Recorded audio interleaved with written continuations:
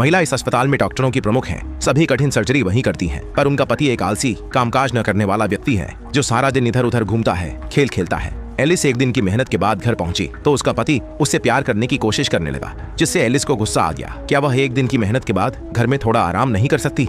Alice का सहयोग न करने से उसका पति सोच में पड़ गया। स्थिति को बदलने के लिए उसने इंटरनेट पर एक विजय नामक रहस्यमय संगठन खोज निकाला। यह संगठन दावा करता है कि यह हर किसी के लिए एक आदर्श जीवन बना सकता है। इसलिए उसने अपनी पत्नी को बेहोश कर दिया और उसे उस रहस्यमय संगठन द्वारा भेजी गई चीज पहना दी, उपकरण, और तुरंत ही वह भी बगल में लेट गया। अपनी पत्नी के समान उपकरण पहन लिया। एक चमकदार रोशनी के बाद दोनों एक आभासी दुनिया में प्रवेश कर गए। इस दुनिया में महिलाओं की सारी यादें मिटा दी गई थी। उन्हें केवल उस छोटे कस्बे में आने के बाद की घटनाएं याद थी। यहाँ वे खुशी से समय बिता सकते थे और किसी भी परियोजना के लिए कस्बे की ओर से मुफ्त में सुविधाएं मिलती थीं, जिससे जीवन बहुत सुखद हो गया था। और उनके पति हर सुबह बाहर काम पर जाते हैं और गहरी रात को वापस आते हैं। लेकिन जो महिलाएं नहीं जानती वह यह है कि उनके पति जिस काम की बात करते हैं वह असलियत में असली दुनिया में लौटकर अपनी पत्नियों के शरीर को बुनियादी पोषण देना और जीवन को बनाए रखना है। इस क्षण में एलिस को नहीं पता था कि वह एक आभासी दुनिया में रह रही है। लेकिन उस दिन उसके पति ने एक गाना गुनगुनाया जिसने उसे तुरंत वास्तविकता में वापस खींच लिया, क्योंकि यह वही गाना था जो एलिस को असली जीवन में सबसे ज्यादा पसंद था। उसके बाद उसकी यादें भी धीरे धीरे वापस आने लगी और उसे पति द्वारा खुद के साथ किए गए बारे में भी याद आया। क्रोधित होकर उसने मेज पर रखे पानी के गिलास को उठाया और पति का मोक्ष कर दिया। और क्योंकि शरीर वास्तविक दुनिया के साथ साझा होता है, यहाँ मरते ही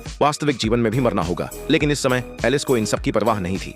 वह तेजी से कमरे से बाहर भागी और फिर अपने पति की कार चलाकर कस्बे से निकलने लगी। तभी जब एनपीसी ने गड़बड़ी महसूस की तो उन्होंने तेजी से कार्रवाई की। एलिस को रोकने का इरादा किया, क्योंकि यदि कोई व्यक्ति रेगिस्तान को पार करके पहाड़ी की चोटी तक पहुंचता है तो वह वास्तविक दुनिया में जाग जाएगा और तब सभी महिलाओं को सच्चाई का पता चलेगा। और इस समय एलिस रेगिस्तान में तेजी से गाड़ी चला रही थी। जब देखा कि विरोधी उसे पकड़ने ही वाला है, उसने सीधा अपनी कार को पहाड़ी रास्ते के बीच में रोक दिया और फिर तेजी से पहाड़ की ओर बढ़ने लगी। अपने प्रबल जीवित रहने की इच्छा के साथ एलिस अंततः पहाड़ी के शीर्ष पर पहुंच गई। एनपीसी के पीछा करने से पहले अंतिम सेकंड में उसने बिना झिझक के अपना हाथ सामने के शीशे पर रखा और वास्तविकता की दुनिया में लौट आई।